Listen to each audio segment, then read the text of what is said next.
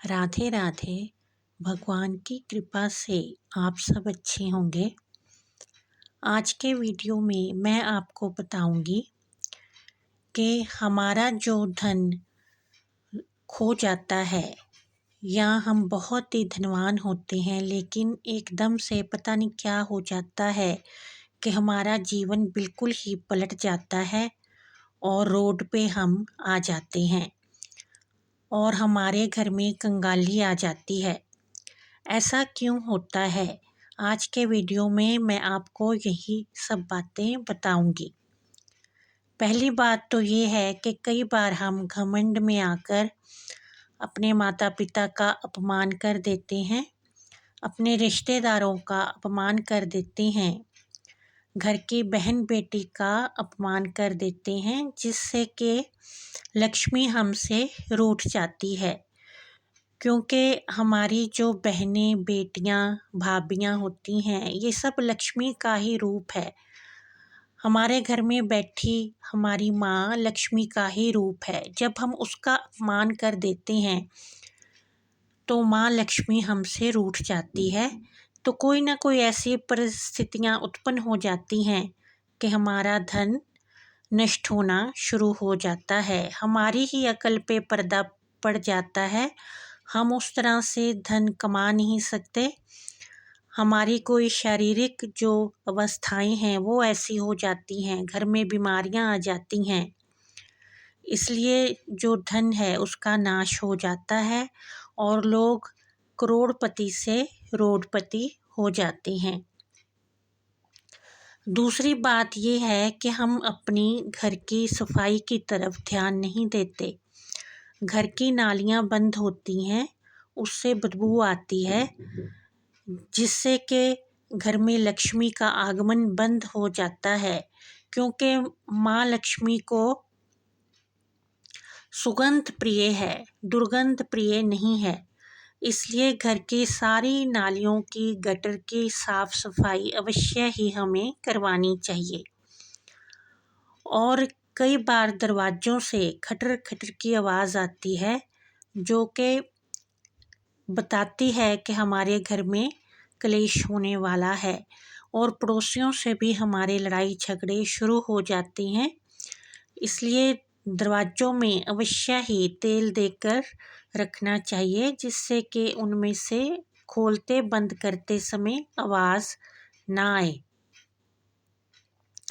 और हमें अपने घर में से जाले साफ करके रखने चाहिए। शनिवार वाले दिन घर के सारे जाले साफ करने चाहिए।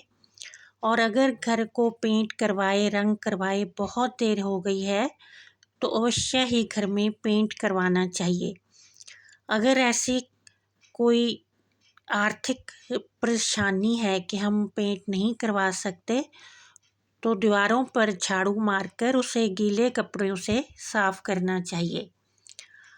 और कभी भी घर पर आए किसी भी मेहमान का अनादर नहीं करना चाहिए।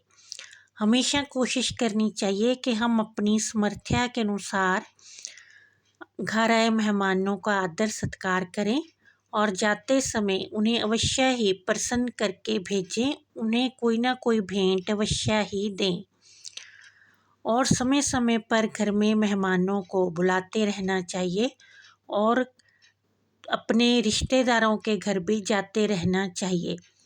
इससे भी माँ लक्ष्मी प्रसन्न होती है और हमारे पे कोई भी ऐसा आर्थिक संकट आने की संभावना बहुत ही कम हो जाती है। और हमें अपने घर में कलह क्लेश कभी भी नहीं रखना चाहिए। किसी को भी ऐसा घर में नहीं बोलना चाहिए कि जो कुछ भी हो रहा है घर में वो मैं ही कर रहा हूँ या मैं ही कर रही हूँ। कोई किसी को एक दाना भी खाने को नहीं देता, भगवान ही सबका पेट भरते हैं। जब ऐसी बातें घर में होनी शुरू हो जाती हैं कि मैं ही सब कुछ हूँ, मैं ही सब कुछ करता हूँ या करती हूँ, तब उस घर में लड़ाइयाँ झगड़े होते हैं जो कि माँ लक्ष्मी को बिल्कुल ही पसंद नहीं है। फिर माँ लक्ष्मी उस घर से चली जाती है। माँ लक्ष्मी थोड़े समय में ही हमारी किसी एक गलती से ही रूठ जाती हैं, लेकिन फिर माँ को मनाने पर बहुत समय लगता है। इसलिए हमें ऐसे कार्य नहीं करने चाहिए जिससे कि माँ लक्ष्मी रूठ जाए।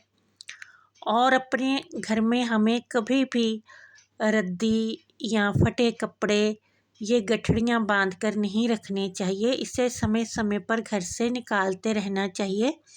ये भी एक दरिद्रता की निशानी होती है, क्योंकि इन पर जो धूल जमती रहती वो नेगेटिविटी फैलाती है। उससे भी घर में लड़ाई झगड़े होते हैं और पड़ोसियों से भी कलह क्लेश होता रहता है। और कभी भी घर के जूते चप्पल इधर उधर पटक कर नहीं रखने चाहिए। उनका एक स्थान बनाना चाहिए जहां वो इकट्ठे करके रखने चाहिए। ये भी नेगेटिविटी फैलाते हैं और घर में कलह क्लेश का वातावरण बनता है। हमें अपने घर में सुबह शाम एक घी का दीपक अवश्य ही जलाना चाहिए और माँ लक्ष्मी से प्रार्थना करनी चाहिए कि हमसे हमेशा ही अच्छे कार्य करवाना, कोई ऐसे कार्य ना हमसे हो जाए जिससे कि माँ आप रूठ जाओ। इस तरह से माँ लक्ष्मी से हमेशा ही प्रार्थना करनी चाहिए।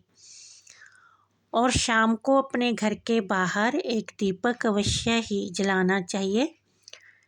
ये दीपक नया ही होना चाहिए। अगर ऐसा संभव नहीं है तो आटे का दीपक बनाकर भी हम जला सकते हैं और उसमें सरसों का तेल डालकर दीपक जलाना चाहिए। इससे भी घर की नेगेटिविटी ख़त्म होती है और हमारे घर में माँ लक्ष्मी का आगमन होता है।